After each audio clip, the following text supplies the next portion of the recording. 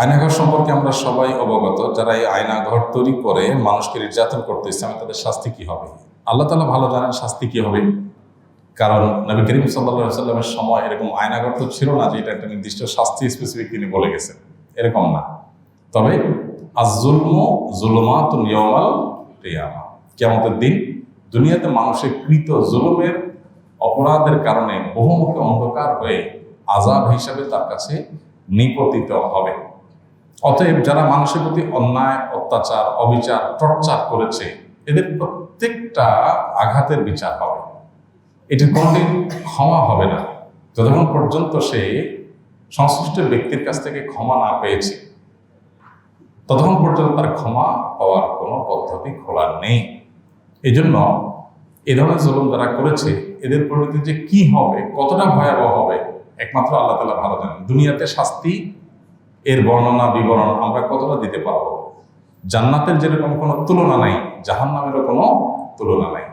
দুনিয়াতে নেয়ামত কোনোটাই জান্নাতের সঙ্গে যেরকম তুলনা করা চলে না, দুনিয়ার কোনো কষ্টও জাহান্নামের সাথে তুলনা করা চলে না। একটা হাদিস থেকে আমরা জানি যে পৃথিবীতে কোনোদিন সুখ ছাড়া দুঃখ দেখে নাই, চিরসুখী মানুষ। এরকম কোনো মানুষকে যদি জাহান্নামের চারপাশে একটা চক্কর দেওয়া হয় বা জাহান্নামের কাছাকাছি নেওয়া হয়, সে জাহান্নামের কষ্টে, শুধু কাছাকাছি নেওয়ার ফলে যে কষ্ট হবে এটার কারণে সে দুনিয়াতে যে নেয়ামত ছিল, সুখে ছিল, জীবনে কখন দুঃখের দেখা পায় নাই, সে সব নেয়ামত ভুলে যাবে, এত কষ্টদায়ক।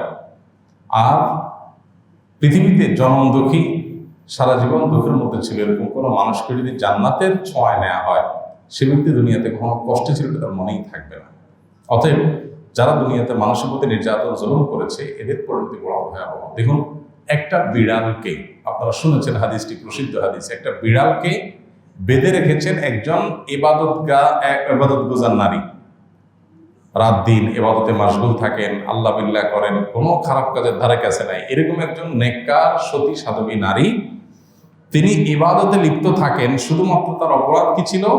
একটা বিড়াল তিনি বেঁধে রেখেছেন এবং খানা না দেওয়ার কারণে একসময় বিড়ালটা মারা গেছে। অন্যায়ভাবে একটা বিড়াল, একটা প্রাণী, তার জীবন চলে গেছে। এটার জন্য নবী সাল্লাল্লাহু আলাইহি ওয়াসাল্লাম হাদিসের মাধ্যমে আমরা জানি ওই মহিলাকে আল্লাহ তাআলা জাহান্নামের ফয়সালা করে দিয়েছেন। এত আমল করার পর সে জান্নাতে যেতে পারে নাই। অতএব আমাদের যে সমস্ত ভাইয়েরা সাংবাদিক হয়ে কারোর নামে মিথ্যা রিপোর্ট করে টাকা খাওয়া, অথবা কারোর বিরুদ্ধে সত্যতা করে তাকে ফাঁসানো, অথবা প্রশাসনের কোনো কর্মকর্তা হয়ে কোনো মানুষের প্রতি নির্যাতন করা, এই যে আয়নাঘর ইত্যাদিতে নিয়ে যাওয়া, যারা এই অবিচারগুলো করেছেন, একটা বিড়াল তার প্রতি কতদিন বেঁধে রেখেছেন, কোনো টর্চার করেন না, শুধু বেঁধে রেখেছেন।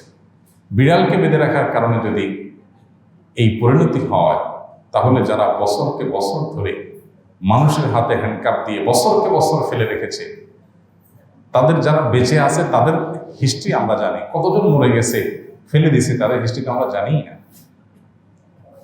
আমরা গুয়ান্তানামো বের কথা শুনি, কিন্তু আমাদের দেশেই যে এরকম এত গুয়ান্তানামো বে বিভিন্ন প্রতিষ্ঠানে রয়ে গেছে, এত মানুষ যে দেশে আছে, এটাই দেশের মানুষ কোনদিন স্বপ্নে কল্পনা করে নাই।